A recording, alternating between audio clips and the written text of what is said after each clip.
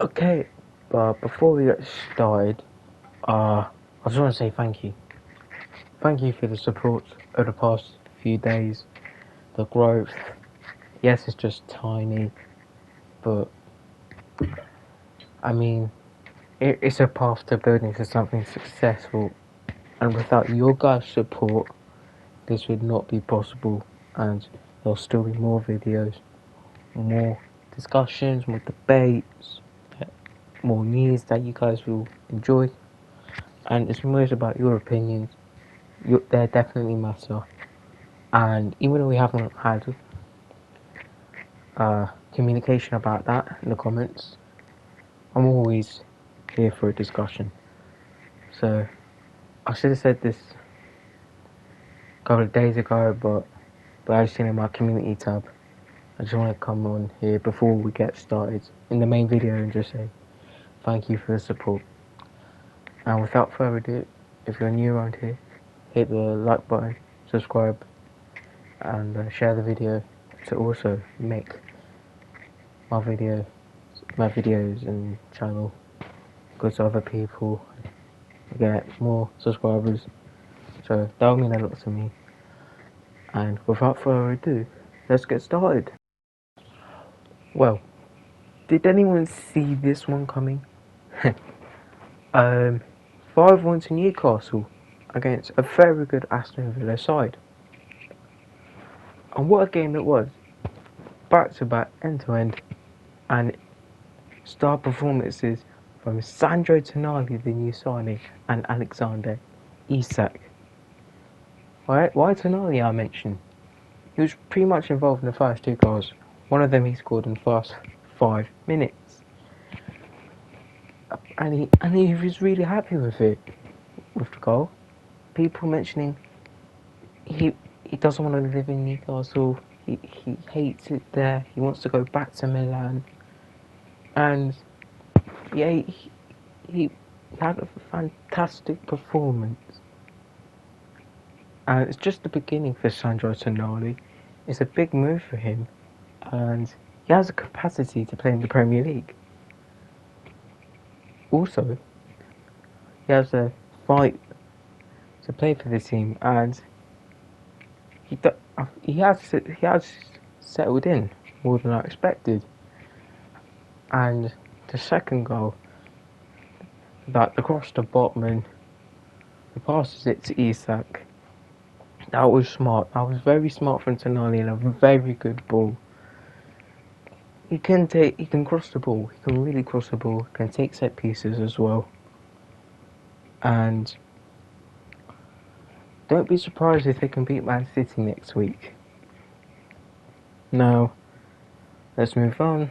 Alexander Isak. Yeah, stop sleeping on this guy. This guy's very good. Okay, that guy is very, very good. I mean, his finishing is elite. Before he came to Newcastle, he flopped. Like, the season before, he didn't perform well. Then he came in, injured at the beginning, and then he was on fire. And pre-season was also pretty good. Now, today, or yesterday, what a performance he had. I mean, the third goal was a mistake from Ezri Konsa, but the chip, that's elite finishing, and the composure with that as well. Just makes it even better. And then moving on to the fourth goal, substitute Callum Wilson taps it in from a Harvey Barnes cross. Both of them combined from the bench and scoring. And this was also Harvey Barnes' debut. And not to mention about Tonali, that was also his debut. He scored on his competitive debut. That alone just makes it even sound even better. So, and then Harvey Barnes wasn't done there. In the 90th minute, Aston Villa were playing a high line. Jacob Murphy got the ball. He had a free ball. Harvey Barnes was onside. And then he does his trademark finish, finesses it. put past Emi Martinez for number 5.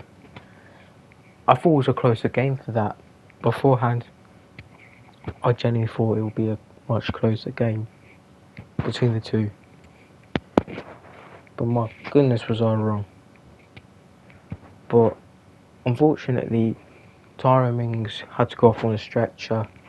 It looks like he has had a very, very bad injury.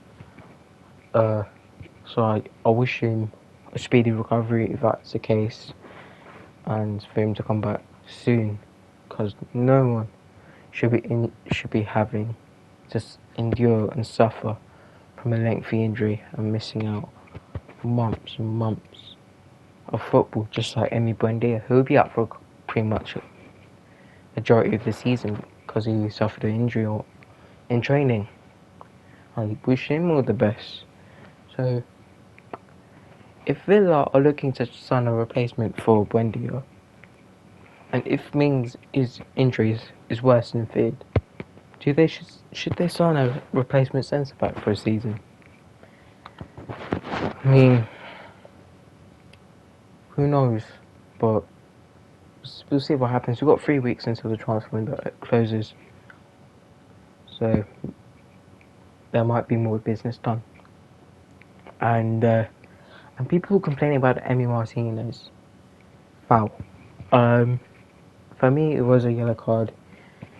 There was a player behind him anyway, so the defender could have stopped him.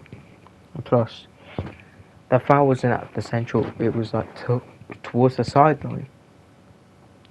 And the player, I think it was Almiron, would have taken a touch and go past him and then cut inside.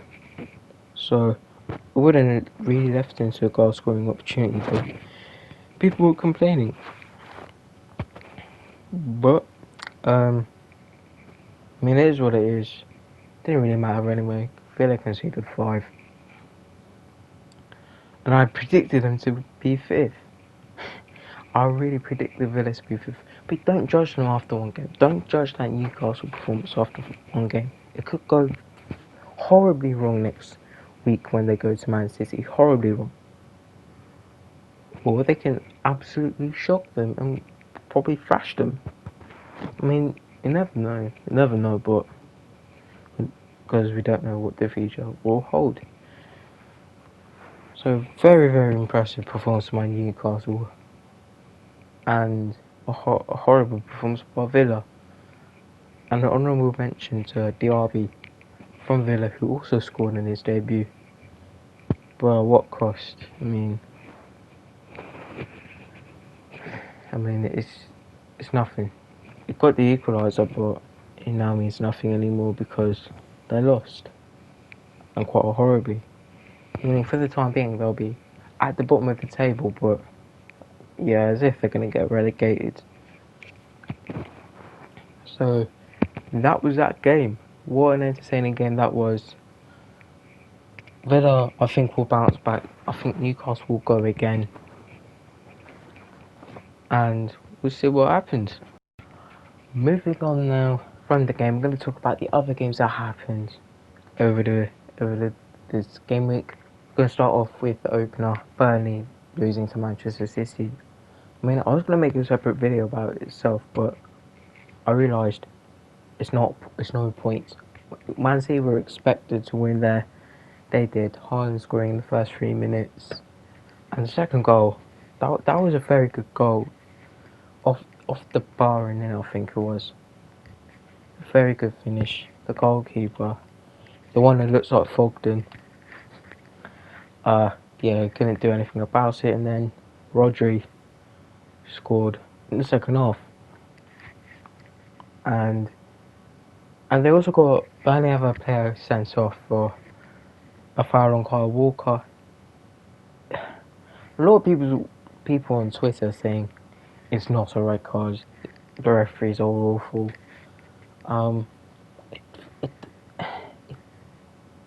It did look kind of bad, but I mean, what is a red and what is a yellow these days? we don't know. And that game was the first game in the Premier League to adopt a new rule system, additional times, time wasting, more powerful referees, basically. So no more time wasting, no more kicking the ball away. You're gonna load them all, asking for a card. They're gonna have the authority to give them players cards. So they have to be more careful than ever.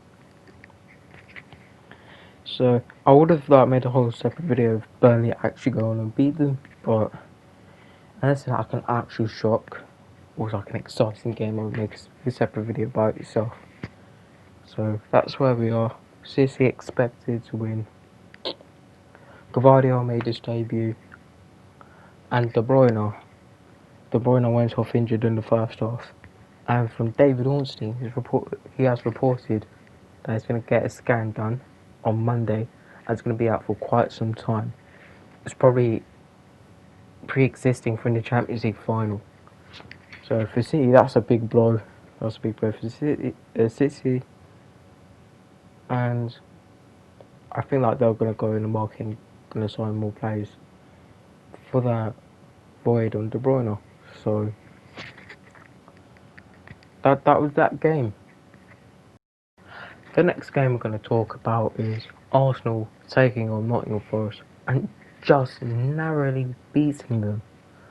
I mean, both of Arsenal goals were really sick. The first one, Martinelli's skill, the 360, that was genius. That was so good. And Nketiah deflected it in. He shot and deflected in, is what I was trying to say. And then the second goal, Saliba wins the ball off Gibbs White, and then Saka. What a belter! What a goal that was. That's for now, for what I've seen, that's goal of the season. That's goal of the season. And you expect Arsenal to cruise, just like when they played them last season and beat them 5-0. Even though Forest today did not have any good chances, the debutant Elanga off just minutes off the bench, mate, just ran from a counter attack and crossed it to the other substitute, Awoniyi, giving them a slight hope. But I knew Arsenal were going to win, because that one chance from Forest all game doesn't mean that Arsenal can have abundance of chances and not score. But the game would have been a lot different if Johnson 10 minutes in just hit the target, score 1-on-1. That was a horrendous finish from Brennan Johnson. So Arsenal got away with that. And yeah, Arsenal really overcomplicated it. It's not for me, watching that, I'm not scared by that. I'm not, it's boring. It's not that, it wasn't a great performance. It just got there in the end. I mean, Havertz on 1-on-1. It's awful, clumsy. I still don't understand why Arsenal spent that £65 million on Havertz. I still don't understand why people blindly backing him, even though they've seen his abilities, just like what Weghorst at United. Weghorst flopped, and he's no longer there now. So I did expect Arsenal to win. They did win.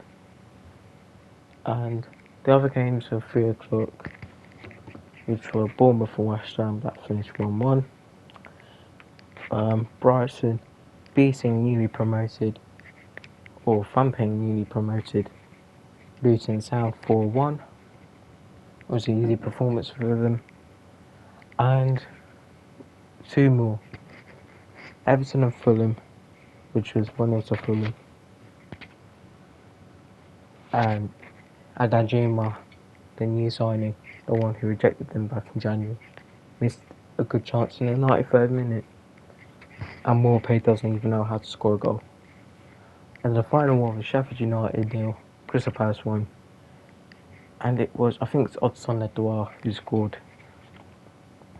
Didn't really watch those games, because we can't watch them in the UK. In other countries you can, but That's what I'm just reading the from the Premier League. So now I want to take you on to the next segment. Where I'm going to be talking to you about my fantasy Premier League. Now I'm going to be showing you my fantasy Premier League squad. Game week 1 team. I'm not an FPL expert. Please do not give me advice. I just choose what players I think are going to succeed on the pitch and get me very good points. We're going to start off with goal. Nick Pope conceded a goal, but not really much goalkeepers had much test to do throughout the game. Moving on to defence now with Timber, Saliba, Martinez and Reece James. Martinez and James haven't played yet. Saliba got me an assist, so he got like a little boost. Timber went off injured. I only picked him because of how well he played in the Community Shield. We'll see how his injury goes, but if needs be, might have to change him out. Into the midfield now with Rashford, Casemiro, Mitoma and Sandro Tonali. I chose Tonali because just for the fun, just for the sake of it. But he actually performed well, way more than I thought. And Mitoma, I think he would have got a goal contribution. He got an assist. Casemiro and Rashford don't play until Monday. So Martinez. So overall, we're gonna go to the juicy part. Up front, Erling Haaland and Alex Isak. Haaland, I expected him to score a few goals against Burnley. He got 2 and got me 26 points, which if I triple captained him, I would have got way more. And then Isak, it was either him or Watkins, but I thought Newcastle were going to win, so I put Isak in. He got me 2 goals and he got me 13 points. It should have been a lot higher. It should have been like nearly 20. If you're going to give Haaland 26, you must give Isak 20. And overall, this is how I've done currently for the week. I could get a lot more if the remaining 4 can do well. I'm above average. 98 is probably using the boost, triple captain, bench. I've still got all my 3 wild cards to go, so they're going to be used in due course. And every week I'm going to be updating you about my FPL teams, who I'm changing and who I'm buying. So it's a lot of fun. I don't have a league, so might have to wait next season when I get more popular with you guys, and we can create our own league.